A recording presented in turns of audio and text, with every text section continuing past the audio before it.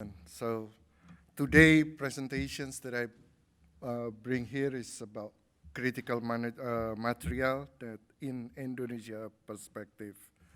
Yeah, in Indonesia we didn't invented the critical material definitions. We used the ad hoc working group of EU as a definitions.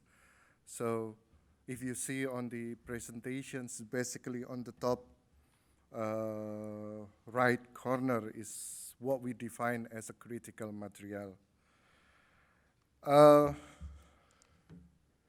Just before continue to critical material, our organization is Indonesian Association of Geologists.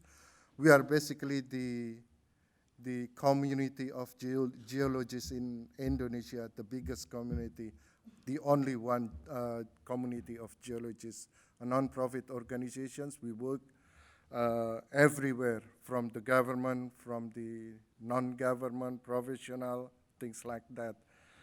We established in 1960, and we've already reached more than 6,000 right now in 2019, with backup of 17,000 of graduate. We built 25 branch office in Indonesia, and we also concentrate in nine sub-discipline. The one sub-discipline is the mineral economic geology. So we have built a close relationship with the mines department, with the IDX, with the Indonesian Financial Authority. We also built our relationship with CRISCO, and we also send our people to UN ECE expert group on resource classifications to make sure that we understand the context. So we basically expanding our knowledge abroad too. In terms of critical raw material in Indonesia, what we think is actually that we don't have much of the critical material. So if you may see or hear that Indonesians basically, Indonesia's critical material basically excluded from the international market.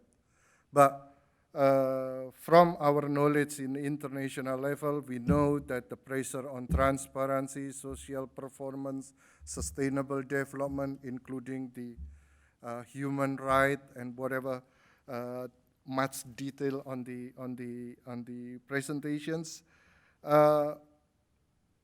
We know that the new driver that we should take, it's actually toward the energy transitions, toward anthropogenic mining, circular economic, etc.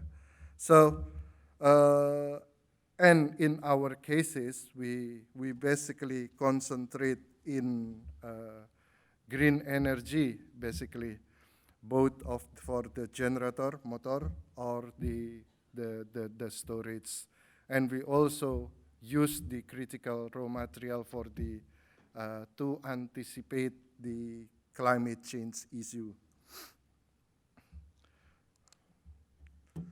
As I said, that we're not really included in international market, but as a defense mechanism, we try to inventorize our raw material, our critical material, just to ensure that we can cope with the volatility of the price in the future. We're lucky that we're able to dominate on the nickel, as Mrs. Xu mentions earlier. Consequently, from the nickel, we basically try to build the electric vehicle and energy storage from it. So while we process nickel, basically we got additional cobalt. So most of the cobalt endowment in Indonesia is related to nickel laterite. And we realized that to separate those material, we need advanced technology.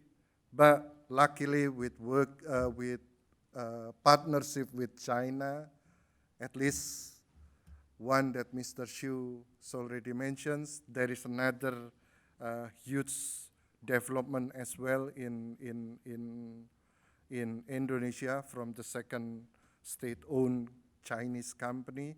So basically, we believe that at least nickel cobalt hydroxide intermediate product, we can produce that.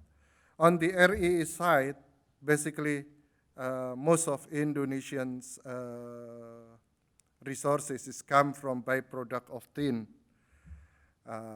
The other type of deposit is basically unexplored, although we know there is a potential of it. The current target is basically neodymium and praseodymium for permanent magnet, but also we explore lanthanum, cerium, dysprosium, samarium, and for economic purposes, for defense mechanisms, and for other in-country uses like catalyst, storage, electric motor, etc.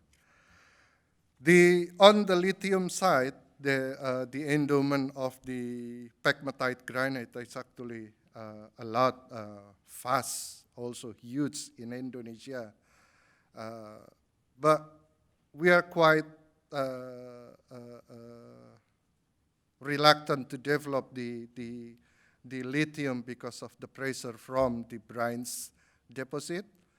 What we do right now is basically try to inventorize that in relations with the complete LCT, lithium, cesium, tantalum, or niobium, yttrium, and fluoride, or probably included tungsten deposit. Other deposit in Indonesia that we currently inventorize include PGM, beryllium, and also graphite. We confident that we have enough, not huge enough, but for our defense mechanisms, we think we have enough resources. On the other issue of the Indonesians, because we recognize, basically we recognize our challenge. There is three challenges of it: the technology of processing, not the technology of explorations. We realize, we understand that we have limitations on the technology of processing. And also we recognize that we lag behind, far behind for the automation. And then the other things, because we still try to develop our own style, so the regulations need plenty of improvement. So I guess that's what I can share for Indonesia's perspective on the critical material. Thank you very much.